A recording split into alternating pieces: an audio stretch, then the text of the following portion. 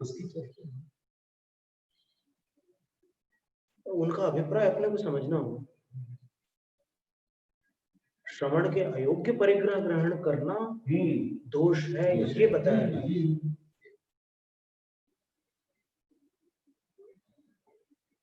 उसमें तो आचार्य अमृतचंद सूर्य ने तो लिखा है कि तत्ग्रहणम छेद प्रतिषेध एव। बोले कि आपका संयम जो छेद को प्राप्त हो रहा है, उस परिग्रह ग्रहण करने से उस छेद का निषेध होता है, अर्थात उस परिग्रह से आपका संयम बनता है। आपकी शक्ति नहीं ठंड सहन करने की, और आप जबरदस्ती चटाई का त्याग करके बैठे हुए, तो क्या हालत होगी आपकी? आर्त ध्यान होगा कि नहीं रात में? तो उसको ग्रहण करना छेद का प्रतिषेध ही है, ये पंक्ति लिखी। तो ये जो कहते हैं ना कि तिल के छिलके बराबर भी परिग्रह रखना निगोद का कारण है, वो गृहस्थोचित परिग्रह रखना निगोद का कारण है। उसका अभिप्राय ऐसा ग्रहण करना। अगर आप कहो कि जो पेंसिल रखे हैं, चश्मा रखे हैं, वो सब नरकगामी है, 40 साल पहले एक पुस्तक निकली थी, उसमें लिखा, अभी हमारे पास उसके वो है, उसमें लिखा है कि जो मुनि चश्मा पहनते हैं वो जाएंगे ना नरक निगोद जाने वाले।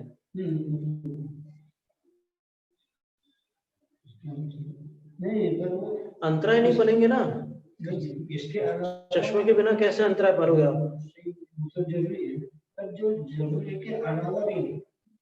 नहीं, वो देखिए महाराज जी, उसमें भी कई बातें रहती है। क्या बकुश मुनि के अंदर उसमें ये लिखा है तत्वार्थ वार्तिक में कि वो उपकरणों में आसक्त होते हैं, ये शब्द लिखा है। बकुश मुनि उपकरणों में आसक्त होते हैं और विविध विचित्र परिग्रह युक्त लिखा है बकुश मुनि को, विविध प्रकार के विचित्र परिग्रहों से युक्त होते हैं, ये बकुश मुनि के लिए लिखा है। और आज एक भी बकुश मुनि नहीं है, सारे पुलाक मुनि हैं। अगर जो भी भावलिंगी है वो पुलाक मुनि है, बकुश मुनि तो होंगे नहीं। तो ऐसी स्थिति में ये समझने का अपने को कि जो दोष बकुश मुनि में जो प्रतिसेवना है, पुलाक मुनि उससे रहित नहीं हो सकते। बात समझने की है, क्योंकि पुलाक मुनि उनसे छोटे हैं, वो प्रतिसेवना वहां जाकर के चल रही है, तो फिर नीचे उसका प्रतिषेध नहीं होता। जैसे अनंतानुबंधी दूसरे गुण स्थान तक है, तो पहले गुण स्थान में उसका निषेध कैसे हो सकता है? तो जो इसमें ये जो विविध विचित्र परिग्रह युक्त ये लिखा है। अब एक आचार्य महाराज के पास लैपटॉप था और वो चोरी चला गया, लेकिन उनने क्या मजा लगी, मतलब जरा भी आर्त ध्यान नहीं किया महाराज ने, तो आप उनकी आलोचना कैसे कर सकते हैं? अगर आर्त ध्यान करते तो वो लक्षण होता ना परिग्रह का। तो केवल सामग्री रखना, अंतरंग का बाहर क्या देख सकते हैं, मुद्रा को उसकी पहचान कर सकते हैं। अंतरंग में जो मतलब कि उनको इसमें अनेकांत है महाराज जी, अनेकांत है, क्योंकि जो वेदना होती है ना वो छुपती नहीं है महाराज, और छुपाने की कोशिश करते हैं तो कोई ना कोई समझ जाता है कि ये वेदना को छुपा रहा है। हर्ष और विषाद ये ऐसे भाव हैं कि इसके चिन्ह दिए, अभी इसमें कुछ दिन पहले ये निकला था, 2 काव्य निकले थे कि कैसे पहचान लोगे आप, तो उसमें इतने सारे चिन्ह दिए थे कि वो पहचान में आ ही जाते हैं। उनने वापस पूरा परिश्रम किया, जो भी काम किया था उनने उस लैपटॉप पर वापस पूरा परिश्रम किया उन्होंने, और वो चोरी करवाया गया था वो लैपटॉप उनका। अभी ऐसा भी चलता है ना, चोरी करवाया गया था, तो फिर नहीं मिला वो, उनने फिर अपेक्षा भी नहीं की, फिर से आ गया, क्या बात होगी? अब जैसे मान लो कुछ छपा हुआ है, अब आप उसको नष्ट कर दो, चलो, तो यहाँ तो इतने मॉडर्न प्रिंटर्स और इतने सब टेक्नोलॉजी है कि रात भर में उससे 10 गुना और छाप देंगे, तो वो उसका समाधान नहीं है। शराबी के हाथ से बॉटल छुड़ाने से वो मदिरा का त्यागी नहीं बनता। इसी प्रकार किसी को मिठाई नहीं परोसने से उसकी मिष्ट रस के प्रति आसक्ति नष्ट नहीं हो सकती। तो फिर ये कोई उपाय ही नहीं है। आप साधु को अपरिग्रही बनाना चाहते हैं तो चोरी करके आप क्यों पाप कमा रहे? उनकी चिंता छोड़ो ना, अपनी विशुद्धि को देखो। उनको देखकर आपको संक्लेश हो रहा है, तो नुकसान किसका हो रहा है?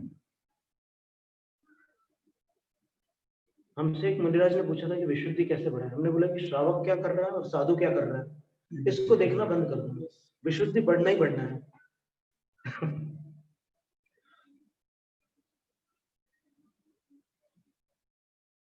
क्षमी, क्षमतावान और प्रोद्यमी पुरुषार्थी हो और प्रकृत स्वपरिस्थिति, जिसने अपनी स्थिति को भी और दूसरों की स्थितियों को भी अच्छी तरह समझ लिया है, और जिनके वचन शुभ हैं, कभी अशुभ वचन जिनके मुख से नहीं निकलते, ऐसी रत्नावली से जो शोभित है,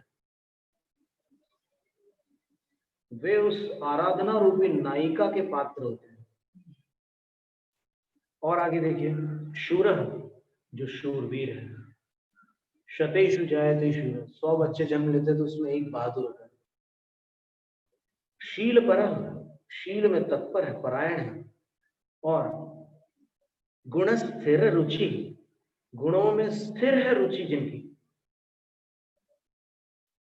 डावाडोल नहीं है, गुणों के प्रति जो रुचि है उनकी वो बिल्कुल अडिग है।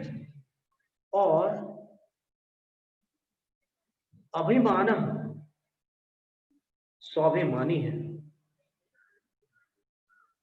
क्या देखिए, तो आराधना रूपी मोक्ष मार्ग में जो नायिका है वो आराधना है, तो उस आराधना रूपी नायिका के स्वामी कौन होंगे? ऐसे होंगे। अभिमानी का अर्थ ये बताया है कि अगर तुझे मान करना ही है तो ऐसा मान करके देखना ही बंद कर दे, दूसरों देखना ही बंद कर दे, बस अपने में रहे, तेरा मान सफल हो जाएगा। फिर कहते हैं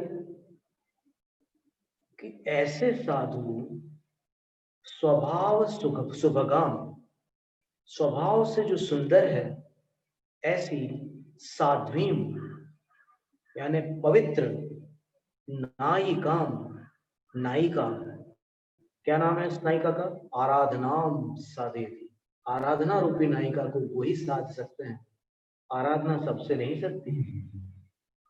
संलेखना के समय आपने तो कितनी संलेखनाएं देखी होंगी, संलेखना के समय सब कुछ समझ में आता है, देखने मिलता है किन्होंने जीवन में क्या किया है, वो उस समय आपको 2 दिन में 4 दिन में समझ में आ जाता है। और कई बार ऐसा लगता है कि ये तो बहुत रचे पचे थे, लेकिन वो रचे पचे नहीं निकलते। अचंभे की बात है कि वो बड़े अलिप्त निकलते हैं संलेखना के समय, और जो बड़े अलिप्त दिखते थे वो कभी कभी संलेखना के समय आकुलित दिखाई देते हैं। तो ये बात माता जी, ये बहुत गंभीर बात है, इसलिए अपन किसी के बारे में कुछ कह नहीं सकते।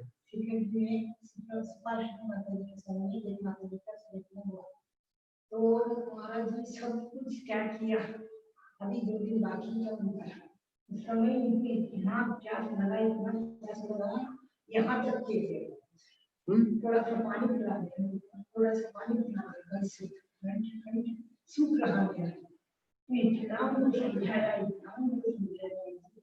अब 2 घंटे का बाकी था, बस उसका प्लान निकलने का, तो समय तक उनका प्लान यहाँ तक आ गया, तो हमारा फ्रेंड से आया, पानी पा देंगे, पानी पा देंगे।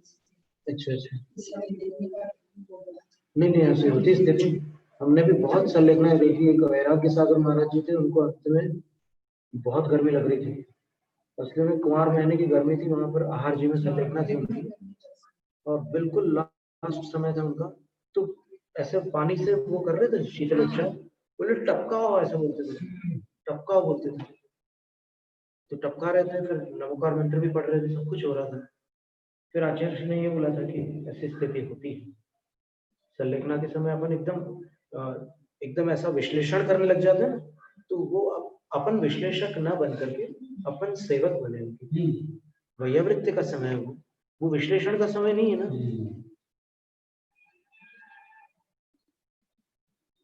अपने ऊपर जब स्थिति होगी तब पता चलेगा ना कि क्या होता है। उनको इतने 2 केश लॉन्च किए उन्होंने, इतने अंतिम संलेखना में अपने हाथ से केश लॉन्च किए थे, 2 केश लॉन्च किए थे। एक दीक्षा दिवस पर किए थे, दूसरे उस दिन किए थे जब 2 महीने बाद फिर से किए थे उन्होंने। तो हो जाता है ऐसा। और कर्मों की बड़ी परीक्षा, मतलब उस समय जीव की सबसे ज्यादा परीक्षा होती है, क्योंकि उस टाइम कर्मों की स्थितियां, अनुभाग, उत्कर्षण, अपकर्षण सब अलग अलग, गोपुच्छ निर्जरा भी चालू हो जाती है। तो कई कर्म ऐसे खिंच करके आते हैं जो थे नहीं पहले, एकदम अलग धारा चल रही थी और एकदम वहां धारा बदल जाती है। तो वो सारी परीक्षा की घड़ी होती है। और जिनने बहुत कठिनाई सहन की है और आसनों पर विजय प्राप्त किया है, खूब तप किया है, सहन शक्ति जिनकी बहुत है, वो आराधना नायिकाम साधे, आराधना रूपी नायिका को वो साध लेते हैं। पर फिर भी जैसे मान लो संलेखना में वैसे परिणाम नहीं हो सके जैसे होने थे शास्त्रों में जैसे बताया है, तो भी वो पुरुषार्थ पूरा का पूरा बेकार नहीं होगा। वो संस्कार उनको आगामी भव में ऐसा रहेगा, नहीं आगामी भव में उनके अंदर ये रहेगा कि मेरा कुछ अधूरा काम रह गया, ये संस्कार रहेगा। बिल्कुल होता है। भगवती आराधना में बहुत से उपाय भी बताए हैं उसके।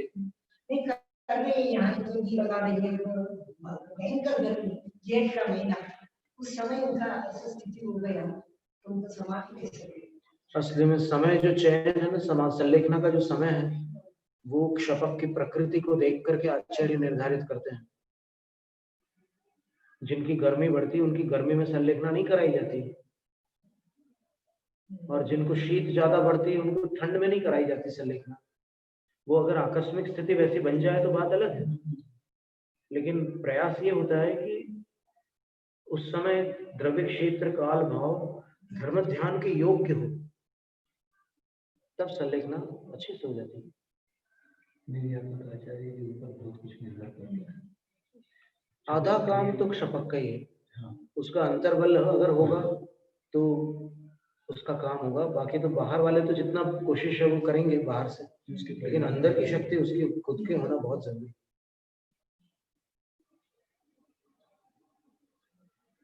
और ठीक है, आर्त ध्यान अगर हो भी रहा है तो उसको स्वीकार कर लो ना कि हो रहा है, कोई बात नहीं। जैसे अपन ये देखते हैं, अपन अपने परिणामों को देखें, और जब अपन ये देखते हैं कि मेरे अंदर ये आर्त ध्यान चल रहा है, आगम में ऐसा लिखा है, तो जैसे आगम का आप स्मरण करते हैं तो वो आर्त ध्यान धर्म ध्यान में परिणत हो जाता है। ये कौन सा आर्त ध्यान हो रहा है मेरे को? जैसे मान लो हमारा सिर दुख रहा है, तो फिर ये कौन सा आर्त ध्यान हो रहा है? तीसरा आर्त ध्यान हो रहा है, वेदना जन्य वेदना याश्च। तो जैसे हम ये सूत्र का स्मरण करेंगे तो वो आर्त ध्यान न रह करके धर्म ध्यान हो जाएगा। विपाक विषय धर्म ध्यान या जो भी उसका कैसा भी हम सोचेंगे उस प्रकार का धर्म ध्यान बन जाएगा। और जब तक हम सोचेंगे कि पीड़ा दूर हो, पीड़ा मुझे नहीं चाहिए नहीं चाहिए, तब तक वो आर्त ध्यान रहेगा। तद विप्रयोगाय स्मृति समन्वहार कहा ना कि वो अनिष्ट का संयोग हुआ तो उसका वियोग हो, इसी में आप पूरी शक्ति लगा के रखे हो आप, वो अर्थ ध्यान है।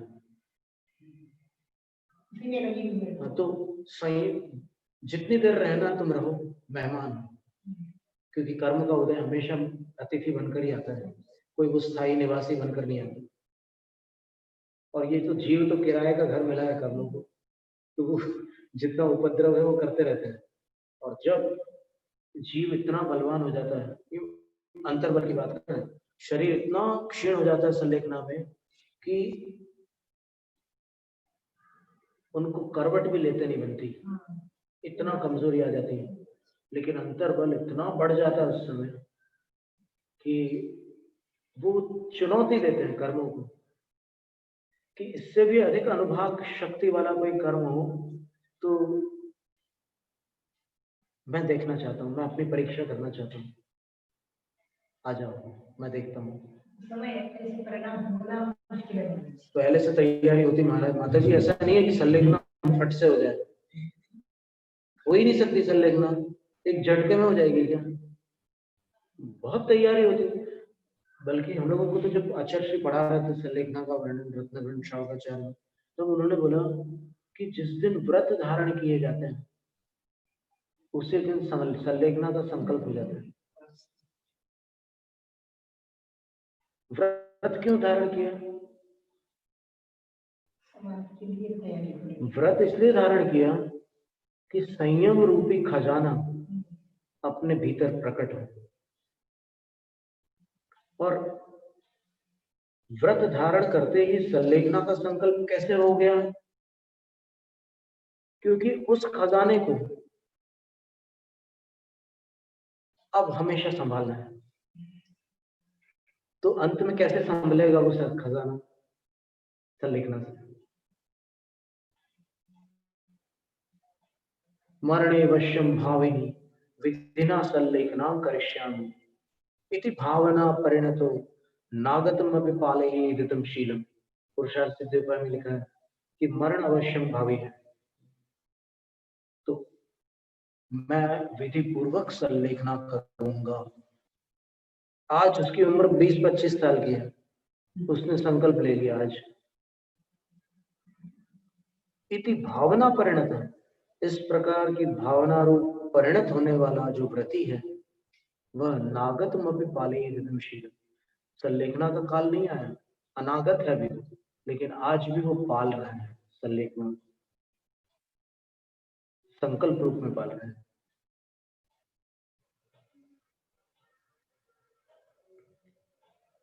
शेषेल्पे निज जीवने जनहितं देशं महिषान्वितं नाना जैन जनास्पदं सुखपदं सत्संगिनां योगिनां संप्राप्यात्म मनोगतं बहुमतं सम्यक् निवेद्य स्थितं सूरिभ्यः सकलैश्चित्तैः सुविदितः संघान्वितैः स्वीकृतः। कैसे संलेखना करते हैं, बड़ा अच्छा प्रसंग। निज जीवने अल्पे शेषे, अपना जीवन अल्प रह गया, अल्पे शेषे थोड़ा शेष हो, तब महिषान्वितं देशम जनहितम, जनता के लिए हितकारी, राजा से अन्वित क्षेत्र पर, फिर नाना जैन जनास्पदम, नाना जैनों के जो जैन जनों का जो जहां पर आस्पद है, जहां बहुत से जैन लोग रहते हैं, और सुखपद जो सुख का स्थान है, और सत्संगी नाम योगी नाम देशम, सत्संग के योग्य जो योगी जन है या सत्संग प्रदान करने वाले जो योगी जन है उनका जो स्थान है, ऐसे स्थान को संप्राप्य, प्राप्त होकर, इस संलेखनाधारी के लिए कह रहे हैं कि ऐसे स्थान को प्राप्त होकर के, क्योंकि संघ का तो उन्होंने त्याग कर दिया, संघ को उद्बोधन भी दे दिया, आचार्य पद भी योग्य शिष्य, आचार्य का कार्यभार उनने योग्य शिष्य को दिया। कभी भी संलेखना में आचार्य अनाचार्य नहीं हो जाते, वो केवल कार्य दूसरों को सौंपते हैं। धर्म सागर आचार्य महाराज थे, शांति सागर आचार्य महाराज थे, क्या वो आचार्य नहीं थे अंत तक? आज तक उनको आचार्य ही कहा जाता है। पूज्यपाद आचार्य महाराज भी आचार्य थे। आचार्य के जो 36 गुण हैं, क्या उन गुणों का त्याग कर सकते हैं आचार्य? कर ही नहीं सकते। वो संग भार एक योग्य शिष्य को सौंपते हैं, इतनी बात।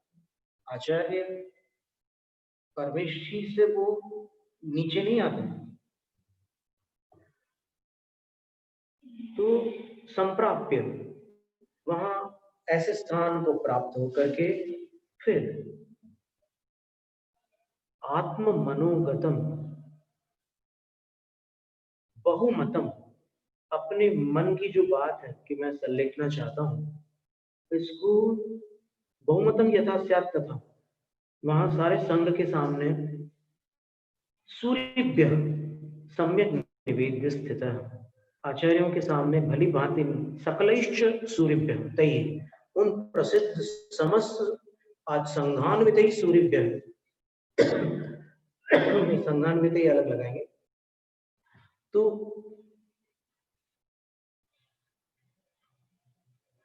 सूर्यभ्य सम्यक निवेद्य, आचार्यों से भली भांति निवेदन करता है।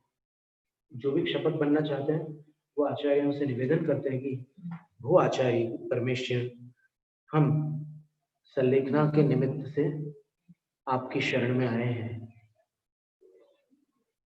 ऐसा बोलते हैं। और फिर तै सकले संघान्विते, उन सब आचार्यों के द्वारा,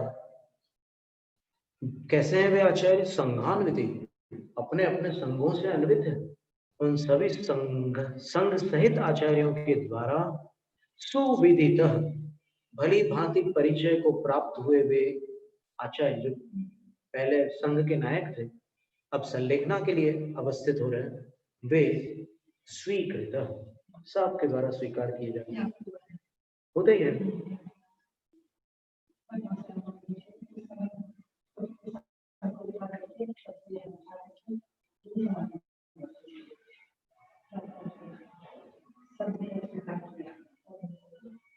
बिल्कुल।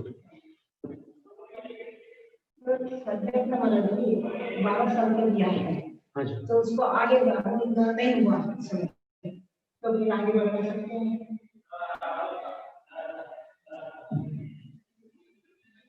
आर्य का विशुद्धमती माता जी ने तो आगे नहीं बढ़ाया और उनने त्याग कर दिया, उनने जल का भी त्याग कर दिया। 4 दिन थोड़ा सा परेशान हुआ उनको, लेकिन उनने त्याग कर दिया था 12 वर्ष की अवधि। पर उस अवधि का निर्णय बहुत अच्छी तरह से इसमें दिया ना, कैसे निर्णय किया जाता, 12 वर्ष की अवधि इसमें दिया हुआ है। प्रारंभ की पहले श्लोक में दिया, एक बार देखें। नहीं हुआ, फिर आगे कितना बढ़ाएंगे आगे, वो बहुत उसमें भगवती आराधना में तो लिखा है कि कोई भी शपथ होना चाहते हैं वे योगी यक्ष देव से अवधि ज्ञान द्वारा वो जानकारी ले लें। यक्ष देव अवधि ज्ञान से बता सकते हैं कि ठीक कितने दिनों में आपका वो होगा, बिल्कुल बताते हैं वो सटीक, देव लोग बिल्कुल सही बताते हैं, एकदम सटीक बताते हैं कि इतने महीने और इतने दिन बाद आपका हो जाएगा, एकदम सही बताते हैं। तो भगवती आराधना में लिखा है कि साधु लोग यक्ष से पूछ सकते हैं, और जिन धर्मी सम्यक दृष्टि यक्ष भी बहुत सारे हैं ना, कितने सारे हैं, उनसे पूछने में कोई आपत्ति नहीं। मूलाचार में तो लिखा है कि आप उनकी विनय कर सकते हैं, उनकी वंदना नहीं कर सकते, क्योंकि आप मुनि हैं तो आप उनकी वंदना मत करिए, लेकिन विनय कर सकते हैं। विनय करने का लिखा है 384 नंबर गाथा में लिखा है कि साधु विनय करें, और 594 में लिखा है वंदना ना करें। ऐसा अभी भी मतलब ये ओडिशा में, जन्नतपुर में देवी है नहीं, बाबा में तो अभी भी सब मानते हैं।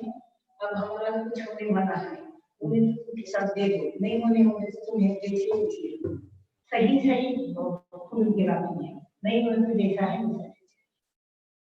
कहीं नहीं, हर 10 में एक आध नहीं होता है, अभी अभी भी सब दक्षिण में सब नहीं मानते। कोई शादी करना है, कोई घर में कुछ होना है, तो जाके वो सब कुछ क्या तब काम करते। एक श्रद्धा है जी, वो तो जिससे जिसका उपकार होता है वो उसके प्रति थोड़ा सा विनम्र हो ही जाता है। अब यहाँ देखिए इसमें ये लिखा, ज्योतिष शास्त्र विनूत जातक मतात नाना निमित्ते क्षणात्, ये तीसरा काव्य है इसी अधिकार का। उसमें लिखा है कि ज्योतिष शास्त्र से, और ज्योतिष शास्त्र में भी विनूत जातक नाम का एक मत है, उस मत से और नाना प्रकार के जो निमित्त बताए हैं रिष्ट समुच्चय और नाणसार ग्रंथ आदि में, भगवती आराधना में भी संभवतः होंगे, उनको देखने से और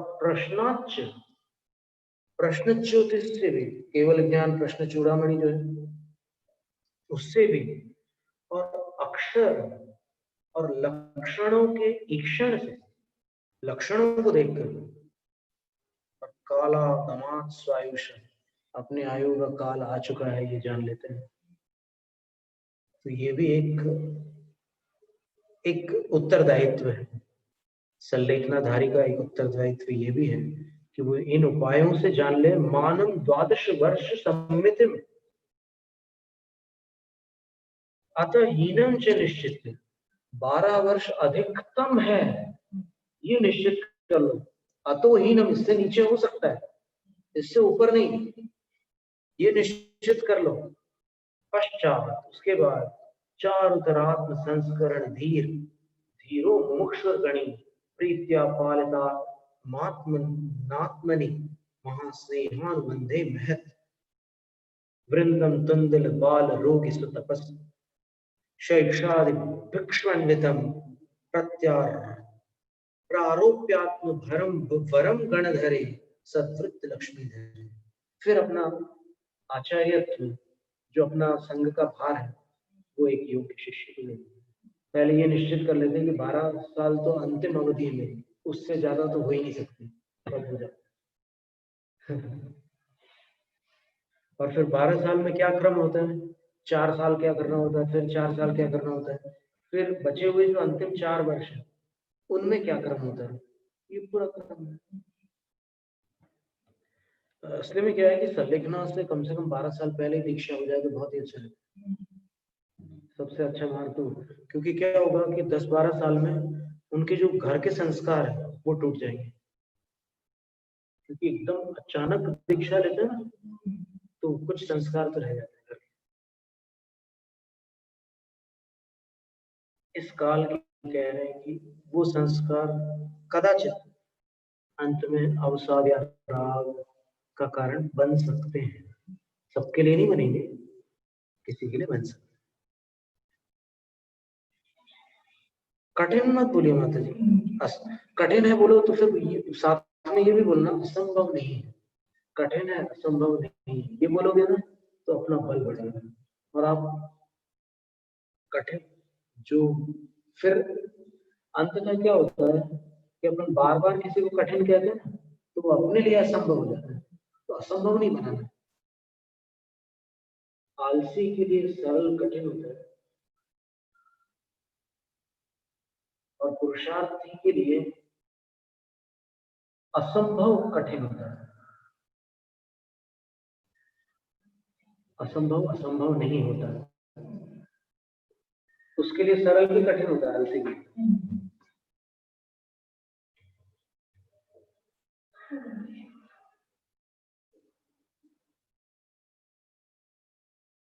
तो जिस संघ को उन्होंने चुना, इतने वर्षों तक सब जगह उन्होंने खोज की कि कौन से संघ में मैं अंतिम क्रिया करूं, संलेखना करूं, सब जगह उन्होंने देखा। इसमें बहुत अच्छा श्लोक दिया है कि संलेखना के लिए जब संघ छोड़ करके निकलते हैं तो क्या लाभ होता है। तो बोले कई आचार्यों से शंका समाधान होते हैं, तो आगम के विषय निर्मल हो जाते हैं, आगम के विषय स्पष्ट हो जाते हैं। जो अपन अपने लोगों के बीच में पढ़ते हैं, अन्य संघों में जाएंगे, अन्य आचार्यों से मिलेंगे, अन्य ज्ञानियों से चर्चा करेंगे, तो फिर उसमें से कई विषय अपने सुलझ जाते हैं। एक लाभ ये होता है। फिर जन्म कल्याणक, निर्माण कल्याणक आदि की भूमियां अपने को देखने मिलती है, और फिर एक ऐसा स्थान भी अपने को कभी भ्रमण करते करते देखने मिल जाता है जो अपनी संलेखना के लिए बहुत अनुकूल होता है। क्योंकि कई पानी का फर्क पड़ता है कि कोई साधु के लिए जंगल देश अच्छा रहता है, कोई साधु के लिए साधारण देश अच्छा रहता है, कोई साधु के लिए अनूप देश अच्छा रहता है। ये आपने पढ़ा होगा ना, 3 प्रकार देश होते हैं, मूलाचार ग्रंथ में भी आते हैं, कल्याण कारक में भी आते हैं। आचार्य परिचर्य हित हितैहि सद्व्यून पंचाशता सद्व्यून है या सद्न्यून है?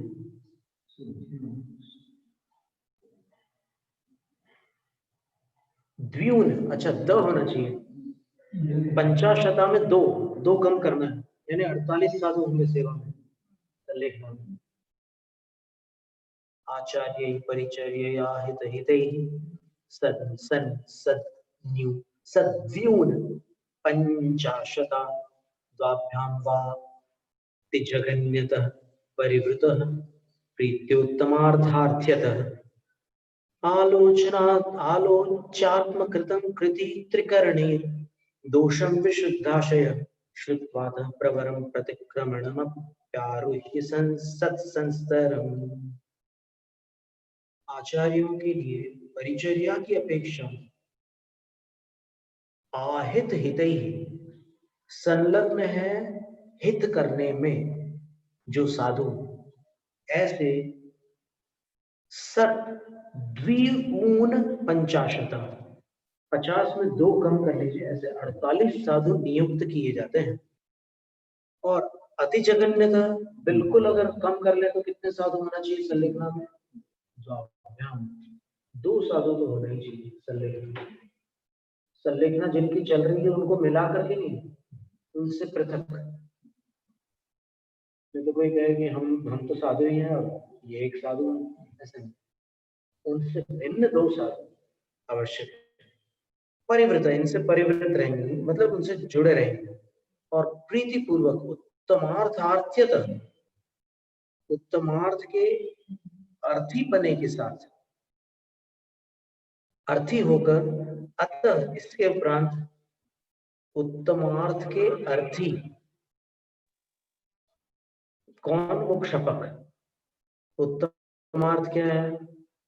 समाधि मरण। उसके अर्थी का अर्थ क्या होता है? चाहने वाले। वे प्रीति पूर्वक, अतः इसके पश्चात, किसके पश्चात? जब ये सब साधुओं की नियुक्ति हो गई, 48 अधिकतम और जगन्यता 2, इसके पश्चात क्या करेंगे? आत्मकृतम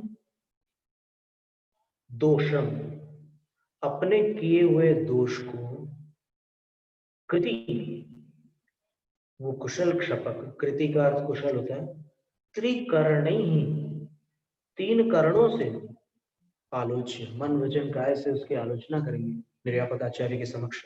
और विशुद्ध आशय, निर्मल है आशय अर्थात अभिप्राय जिनका, ऐसा होते हुए अतः प्रवरम प्रतिक्रमणम श्रुत्वा, इसके बाद वो उत्तम प्रतिक्रमण सुनेंगे, गुरु के मुख से उत्तमार्थ प्रतिक्रमण सुन लेंगे। और सत्संस्तरम आरूह्य, उत्तम संस्तर पर आरूढ़ होंगे। उत्तम संस्तर क्या है? संस्तर का अर्थ होता है शैया, बिछौना। तो वो पाटा, फलक, चटाई, तृण आदि, पाषाण, भूमि, बहुत प्रकार के संस्तर होते हैं व्यवहार से। तो उस पर आरोहण करेंगे वो उनकी अंतिम शैया है, मरण शैया जिसको कहते हैं ना। संस्कारारोहण का अर्थ होता है मरण शैया पर आरोहण करना। और मरण कौन सा? समाधि मरण। अब इसमें एक बात ध्यान में रखने की है कि आचार्य अमित गति महाराज ने जो भावना द्वात्रिंशतिका लिखी है, उसके अंदर जो 22वां काव्य है उसमें उन्होंने संस्तर का वर्णन किया। क्या लिखा है उन्होंने?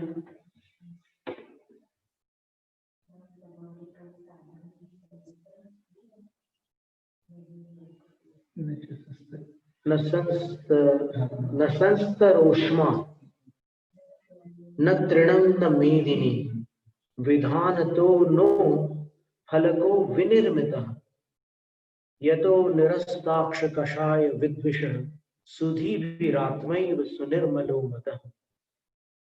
संस्तर, ये व्यवहार संस्तर हो गया। अश्मा, अश्मा का अर्थ होता है पत्थर, चट्टान एकदम अच्छी तरह से बनाई हुई है साधु की समस्या लेखना के लिए ही वो चट्टान श्रावकों द्वारा बनाई गई है, जैसे उदयगिरी खंडगिरी में वहां की गुफाओं में ऐसे साधु के सोने के लिए और सिर रखने के लिए सारी चीजें बनाई, हमने आचार्य जी के मुख से सुनी है जो गए हैं वहां, वो पाषाण कहलाते हैं।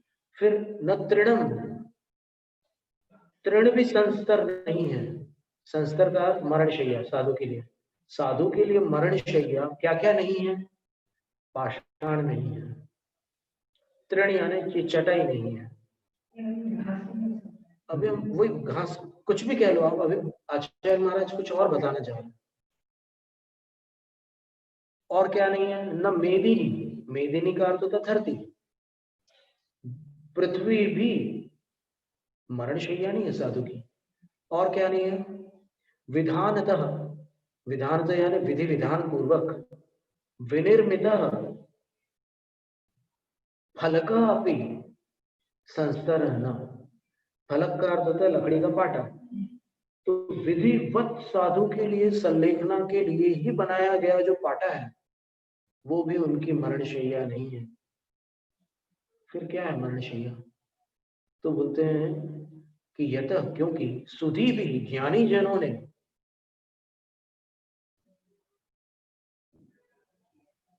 निरस्ताक्ष कषाय विद्वेष, जिस साधु ने इंद्रिय और कषाय रूपी शत्रु को निरस्त किया है, उनकी आत्मा को ही मरणशैया बताया। सबसे शुद्ध मरणशैया साधु की अपनी आत्मा ही है। कैसे कैसे साधु की आत्मा? निरस्ताक्ष कषाय विद्वेष, इंद्रिय और कषाय रूपी शत्रुओं को जो जीत चुके हैं, उन साधु की आत्मा उनकी मरणशैया है। यानी जीव भी आत्मा में और मरण भी हो रहा है तो आत्मा में हो रहा है, क्योंकि जीव का नाश नहीं होगा, जीवन का नाश होगा। जीवन नश्वर है, जीव अविनाशी है। इसका हिंदी क्या है? ना समाधि का, इसके हिंदी अनुवाद भी है, ना समाधि का साधन संस्तर,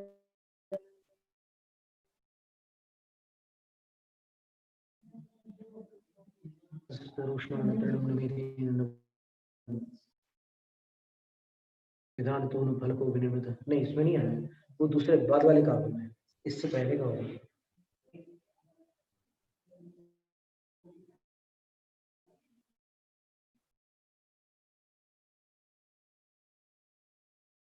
और रुक करके गुरु के मुख से प्रतिक्रमण सुनते हैं, और वो प्रतिक्रमण यही रहता है, बस इसमें क्या होता है कि उत्तमार्थ प्रतिक्रमण कहलाता है, और उत्तमार्थिक।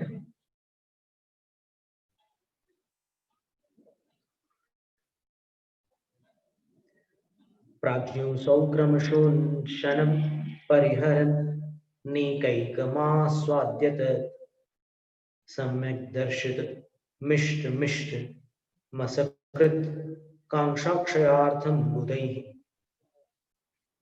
हित्वा तस्त्रिविधाशनं धृतिकरं किंस्तोकमे तन्मया भुक्तात् पूर्वमनेकमेरु महतो मे तृप्तिकस्येत्यतः।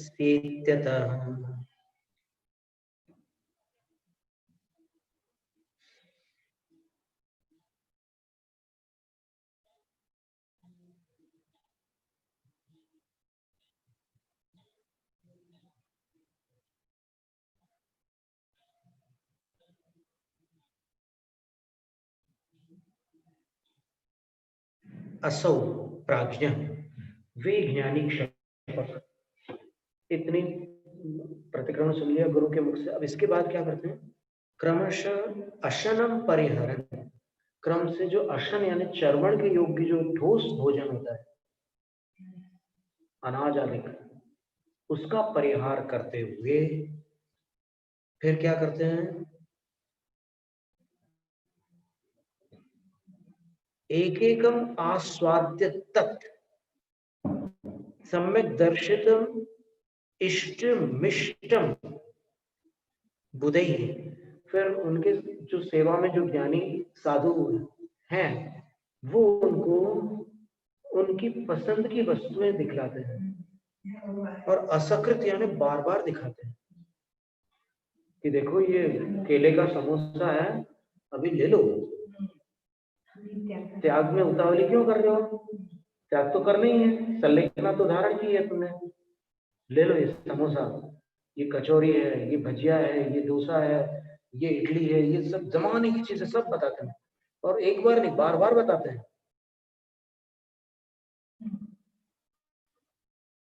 और उनको चखवाते भी हैं, आस्वाद्य तक। क्यों करते हैं ऐसा? कांक्षा क्षयार्थम, उनके अंदर कोई आकांक्षा न रह जाए मरण काल में। उनकी आकांक्षा का नाश करने के लिए ये सब कर देते हैं। और वो प्रासुक वस्तु है, तो फिर प्रासुक वस्तु के लिए वो इस प्रकार से करते हैं। जो त्यागी हुई वस्तु है वो नहीं, जो अत्यक्त है वो उनके लिए दिखलाते हैं और चखवाते भी हैं। और इष्ट मिष्ट, जो इष्ट पदार्थ हैं, जो मिष्ट पदार्थ हैं, सब अतः त्रिविधाशनम हित्वा। अब 3 प्रकार के भोजन को छोड़ देते हैं और सिर्फ तरल पदार्थ पर आ जाते हैं, पेय पदार्थ पर आ जाते हैं। हाँ, इसको पूरा कर लेते हैं।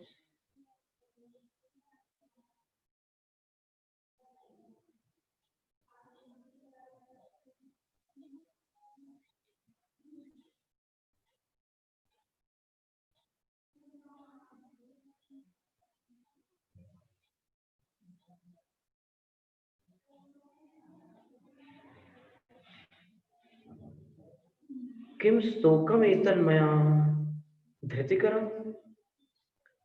अब देखिए, वो सब कुछ उनको खिलाया, तो फिर वो क्षपक मन में विचार करते हैं कि इतना थोड़ा सा खाने से क्या मुझे तृप्ति होगी? क्या मेरे लिए ये धृतिकर, यानी मुझे धीरज प्राप्त हो जाएगा कि हाँ मैं मन भर गया, बिल्कुल अब मेरी पूरी तसल्ली होगी? ऐसा होगा क्या?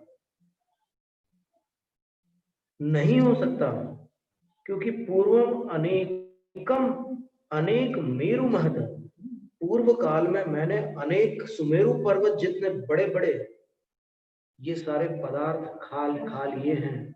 भुक्तात, वो मैं खा चुका हूं, तो उनसे भी मैं अतृप्ति कष्ट, मैं अतृप्त ही रहा।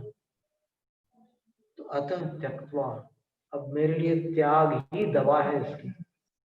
सेवन करने से कभी भी तृप्ति नहीं हो सकती।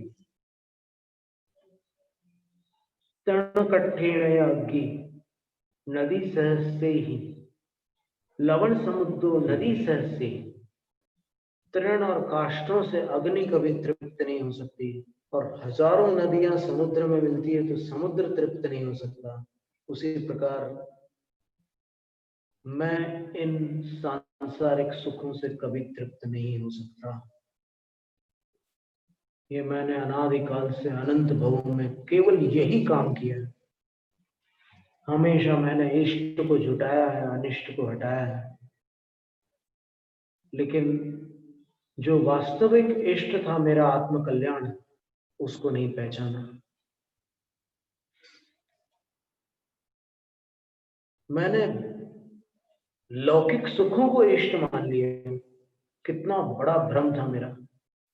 तो ये स्वयं विचार करते हैं कि क्या इससे मुझे धीरज बंधेगा? ये लोग जो मुझे खिलाना चाह रहे हैं, मैं मेरू से भी बड़े बड़े पहाड़ के समान लड्डुओं को खा चुका हूँ और सारी चीजें खा चुका हूँ, सब सेवन कर चुका हूँ, तो भी मैं अतृप्त पड़ा रहा। तो आज क्या संलेखना के समय मेरे शरीर की हालत क्या है? मैं कितने खा लूंगा लड्डू अगर मेरे को खाना भी हो तो? मेरी हालत ही नहीं है, आधा लड्डू पचाने की ताकत नहीं बची। तो फिर मेरा क्या होगा?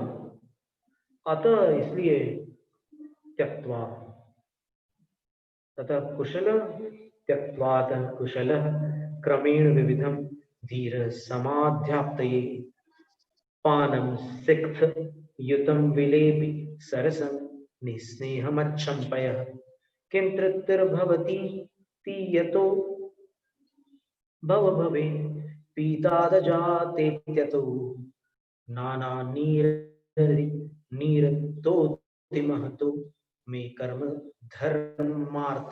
घर मार्तिन। क्या सुंदर विचार देखिए आप क्षपक की। उस समय उनको सब कुछ दिया जा रहा है लेकिन फिर भी वो क्या विचार कर रहे हैं? त्याग करके भी इसके बाद मैं कुशल हूं। ग्रहण करना ही अकुशलता थी, त्याग करके मैं कुशल हूं। क्रमेण विविध प्रकार की चीजों का वो त्याग कर देते हैं और वो धैर्य से संपन्न होते हैं और समाध्याप्ते समाधि की प्राप्ति के लिए। समाधि का अर्थ क्या होता है? समाधि के बहुत सारे अर्थ हैं। आप 16 कारण भावनाओं में देखें साधु समाधि, उसका अर्थ क्या लगा? कुतश्चित धर्म प्रत्युहे तत्संधारणम समाधि। कोई धर्म में तपस्या में कोई विघ्न आ गया, बाधा आ रही है और मन विचलित हो रहा है दीक्षा से, तो उनका स्थितिकरण करना समाधि है, साधु समाधि। तत्संधारण, उनको उसी दीक्षा में धारण करके रखना, वो साधु समाधि है। और इधर समाधि का क्या अर्थ दिया है? बोधि दुर्लभ अनुप्रेक्षा में आचार्य पूज्यपाद स्वामी ने सर्वार्थ सिद्धि के अंदर लिखा है कि बोधि कहते हैं रत्नत्रय के लाभ। अप्राप्त रत्नों, 3 रत्नों की प्राप्ति को बोधि कहते हैं और प्राप्त रत्नों की अभेद अवस्था को प्राप्त करना भी निर्विकल्प बोधि है। और वो पंक्ति हम पढ़ के सुना देते हैं, बड़ी सुंदर पंक्ति है पूज्यपाद आचार्य महाराज की।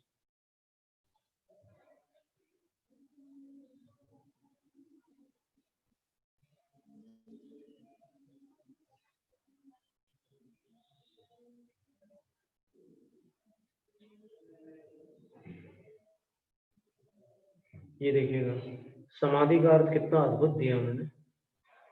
प्रतिक्रमण ग्रंथ त्रय में मुनि प्रतिक्रमण के अंदर जो दिया है समाधि का अर्थ, वो प्रभाचंद्र आचार्य महाराज ने, वो धर्म शुक्ल ध्यान द्वयम समाधि भंडित, धर्म ध्यान और शुक्ल ध्यान के युगल को समाधि कहा। और समाधिना मरणम समाधि मरणम, और उस समाधि के साथ मरण को प्राप्त होना समाधि मरण।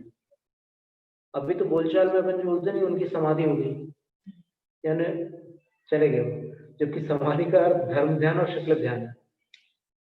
इसलिए आचार्य अमित गति ने तो लिखा है ना उसमें सामायिक पाठ में, एकाग्र चित्त खलु यत्र तत्र स्थितो विसागर लभते समाधि।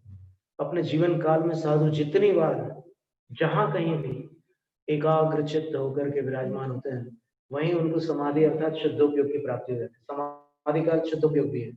पद्मनंदी पंचविंशतिका में एक श्लोक है, साम्यम स्वास्थ्यम समाधिश्च योगश्चेतो निरोधनम शुद्धोपयोग इत्येते भवन्ते कार्तवाचका। आचार्य पद्मनंदी लिखते हैं कि समता भाव, स्वस्थता,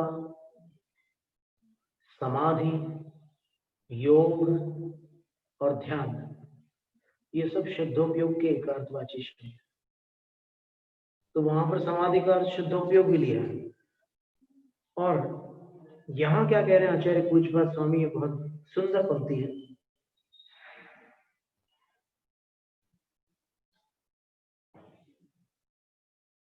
तपो भावना, तपश्चरण, भावना का अर्थ यहाँ पर अनुष्ठान है, भावना का अर्थ कामना नहीं है।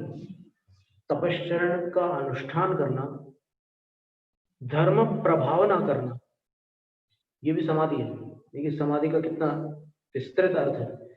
ये तप का अनुष्ठान करना, धर्म की प्रभावना करना, सुख मरण आदि लक्षण है, और सुख पूर्वक मरण को प्राप्त होना, एकदम प्रसन्न होकर के मृत्यु को प्राप्त होना, ये समाधि है।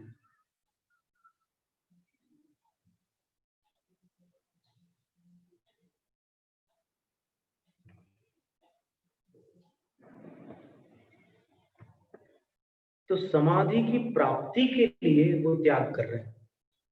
पानम सिक्त युतम, युतम, ये पानम सिक्त युतम का अर्थ होता है सिक्त का अर्थ चावल का दाना है, उससे युत का अर्थ होता है मांड में जो चावल के दाने निकल आते हैं वो है, उसको कांजी का आहार कहते हैं। उसको और भी कोई शब्द आचामल भी कहते हैं, उसको यहाँ कन्नड़ में गंजी बोलते हैं, गंजी बोलते हैं। तो यहाँ आचार्य कह रहे हैं कि उसका सेवन करें। चावल के मंड को कहते हैं आचामल। हाँ, वो आचामल और कांजी का आहार एक ही है। नहीं, खटाई का पानी नहीं आचामल। ऐसा कुछ विद्वानों ने बोला है कि इमली के पानी के साथ भात लेना आचामल है, लेकिन ऐसा पढ़ने में नहीं आया कहीं। अभी अपन ने पढ़ा तो था, कितने सारे ग्रंथों में खोज की थी अपन आचामल की, पर आचामल की परिभाषा आचार्यों के प्रायश्चित ग्रंथ में मिलती है, तो वो आचार्यों से अपन पूछ सकते हैं। आचार्य पद्मानंदी महाराज बता सकते हैं आचामल और कांजी का आहार है, इनमें क्या अंतर है, ये पूछा जा सकता है। और इनका फल भी बताया कि नीरस आहार का फल क्या होता है और एक स्थान का फल क्या होता है, कांजी का आहार का फल क्या होता है, यानी उपवास का कितना अंश निर्जरा, उपवास में जो निर्जरा होती है उससे कितने अंश में निर्जरा इनमें होती है, ये भी वर्णन है। हाँ, उसके भी श्लोक आया हुआ है। नहीं, इसमें नहीं, वो शायद नहीं, वो और कोई ग्रंथ है, हम निकालते हैं, ढूंढेंगे कि क्या क्या फल है उसका। तो विलेप है, फिर ऐसा भोजन लेना है, ऐसा पदार्थ लेना है सिक्थयुतम विलेपी, जो एकदम पतला भी नहीं है, एकदम ठोस भी नहीं है, लेप के समान है, और सरसम, रस सहित है, लेकिन निस्नेहम, घी रहित है, घी रहित है, और अच्छम पेय, और स्वच्छ पेय है, शुद्ध दूध है, माने मलाई निकाला हुआ दूध है। किम तृप्तिर्भवति,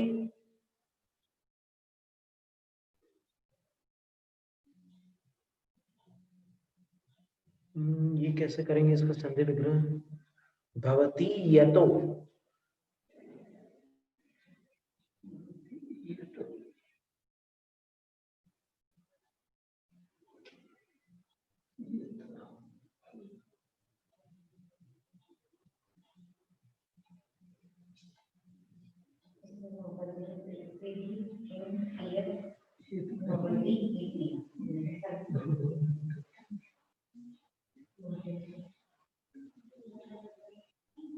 यतः, इतने से, ऐसा रूप निकलेगा, ठीक है।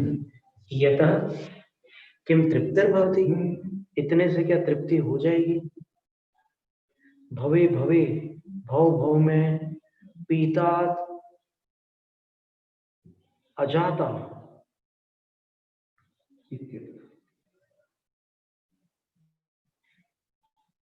इत्यतः, क्योंकि भव भव में मैंने जो कुछ पी चुका हूं मैं, उससे जब तृप्ति अजाता, नहीं हुई नहीं, तो फिर इति अतः, इससे तृप्ति हो जाएगी क्या।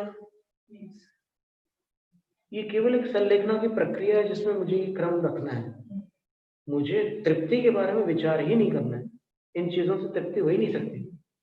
और देखो, नाना नीरधि नीरतोति महतो में कर्म घर मारते ना, मैं कर्म रूपी घाम से पीड़ित होकर नाना नीरध यानी समुद्रों के नीर से भी अति महत्व, अधिक पानी पी चुका हूं मैं, कई समुद्रों के बराबर पानी, इतने अनंत भाव हो गए अपने, और काल की तो कोई सीमा ही नहीं है। तो उतने जन्मों में मैंने जो पानी पिया है वो समुद्रों के जल से भी अधिकतर है।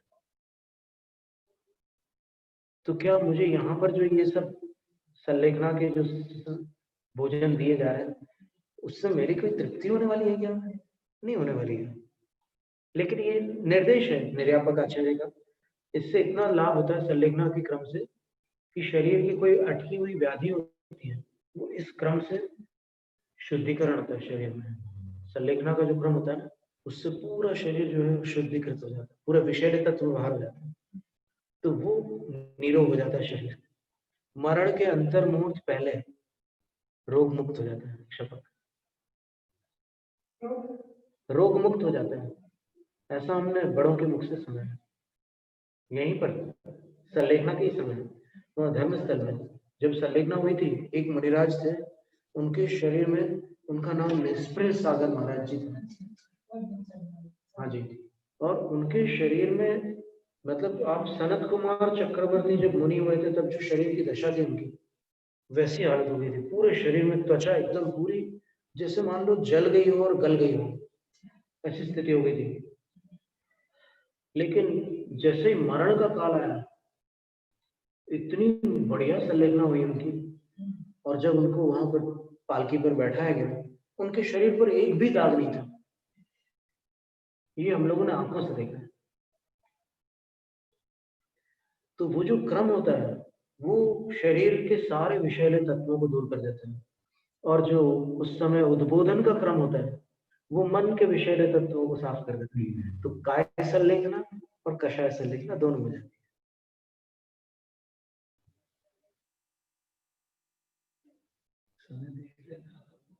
जी 5 बज गए, तो बस ये एक काव्य और रह गया था, लेकिन ठीक है अपन रहने देते हैं। इतना अच्छा है गुरु, जहां भी रुको और जहां से भी शुरू करो अमृत का एक ही स्वाद होगा। जैनम जयतु शास्त्र अथा